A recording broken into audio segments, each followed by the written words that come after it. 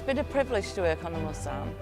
It's a very majestic car, and everybody who sees it, including people that work at Bentley, always go, wow. What makes Mulsanne special? For me, it's the engine, the L-Series engine. It's amazing performance. It is the last of the great coach-built cars. This car is entirely made by hand. It is made by craftsmen.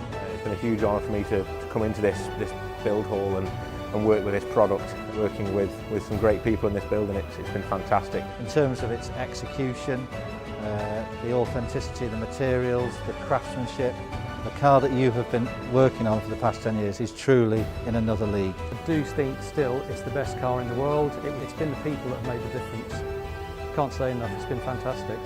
I just think it's an iconic, classic British car. I've never been over of its kind. It truly is a handmade car, unlike pretty much any other car on the roads. It really is a very special car. It is a flagship. I mean, the customers absolutely love it. A lot of customers come through here and talk to me, and they say it's the best car that they've ever had. And to us, it means a lot.